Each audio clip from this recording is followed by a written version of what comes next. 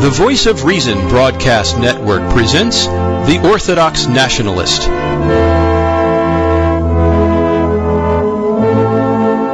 Dr. Matthew Raphael Johnson is a former professor, a professional writer, and a priest of the Ukrainian Orthodox Church. His website is rusjournal.com. That's R-U-S journal.com.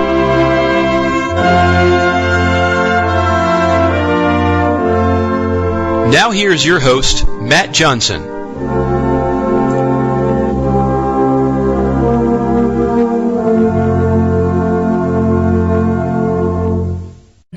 Okay, everybody, welcome back to another edition of the Orthodox Nationalist, where we talk about things pertaining to the ancient Orthodox faith and to European medieval history, and we have a tendency here to focus on the nationalist vision both in Russia and Ukraine.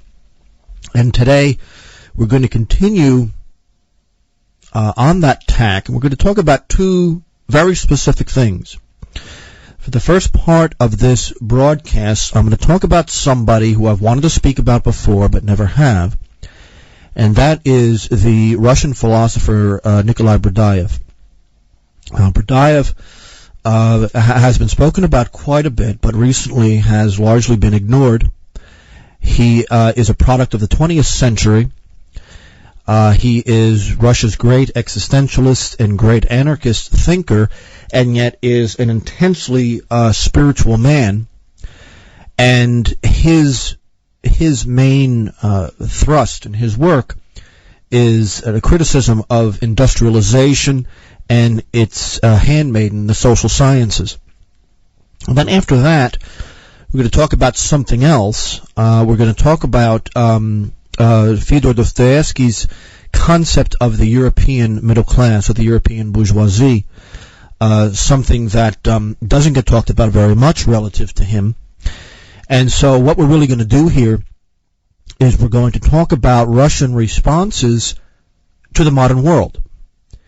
The first, an exile from Russia, an exile because of the Bolshevik Revolution, a product of the 20th century technology, and the other, of course, far more famous, a man who's criticizing modernity from the point of view of the 19th century, and from the point of view of one of the main sectors of modern development, and that is the bourgeoisie in its specifically modern 19th century form. And he's talking about it both in the 19th century in both Western and Eastern Europe.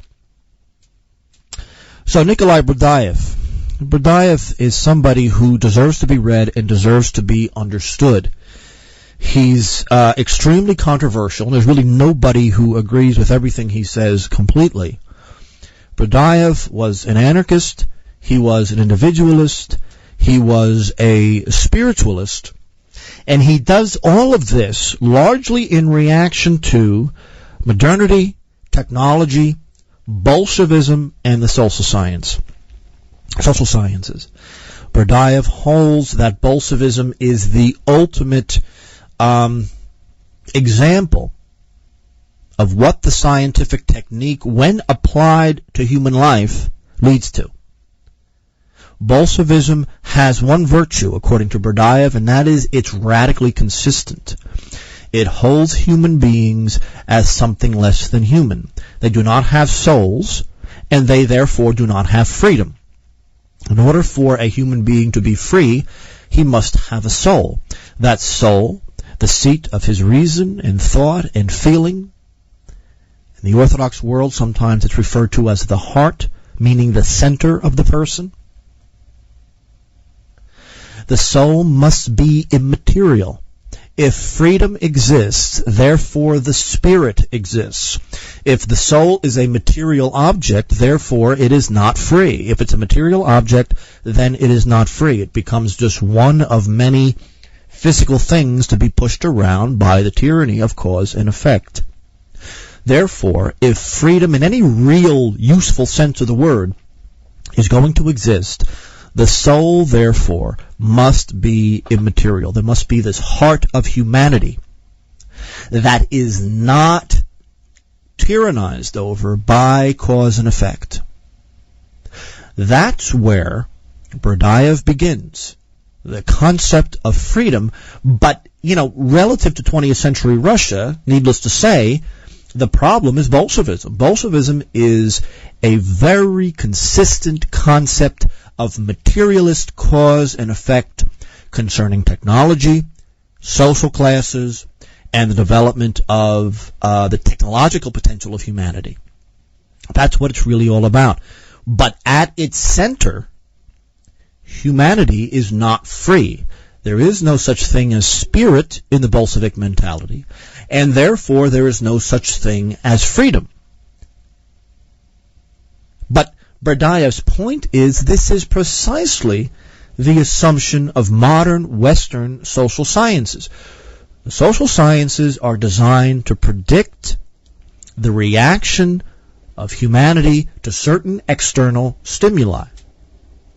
The assumption behind that is that the human spirit is, in fact, not a spirit.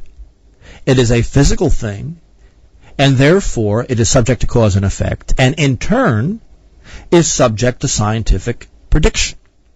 If all of that is true, then humanity can be legitimately controlled. It can be controlled by a scientific elite. The famous French thinker Auguste Comte had developed this idea of a scientific elite that provides the proper stimuli to get humanity to do whatever it wants. Social science is based on this concept. Whether those people like it or not, it is based on this concept. If there is no soul, if there is no spirit, there is no freedom. If there is no freedom, then human action and human behavior is subject to a rigorous and very powerful scientific analysis. In addition, though, here's the problem. The problem is, if that all is true, then there is nothing particularly special about humanity relative to the rest of creation. And therefore, they could be manipulated at will, they could be destroyed at will, and there really is no concept of rights or duties or responsibilities outside of utility, outside of something being useful or profitable, and at least in the modern world, useful and profitable for the elite. Now, this is how Nikolai Berdayev starts his philosophy. He starts it from the fact that in order for anything that we say about the world to make sense to a free person, the free person must, in fact, be possessed of spirit, something that is not material. That immaterial element is the soul and is the source of thought, of intellect, and the free will. Not the will, the free will.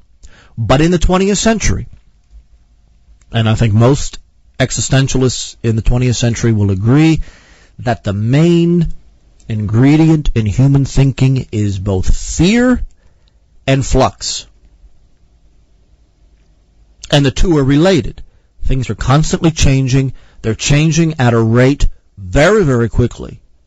In fact, far quicker than the human mind was designed to withstand. There is fear, there is change, there is confusion, and these things are increasing at a tremendous rate because as technology increases, the speed of the machines and the image-making mechanism continues to increase. The human mind is not meant to respond to changes on an hourly or daily basis. That is not how the mind is designed. And a lot of mental illness and a lot of fear and a lot of struggle is based on the idea that the human mind is constantly having to adjust to a pace of life that's far faster than the human mind could ever adjust to. And Berdayev is afraid that reason itself, which is based on freedom, and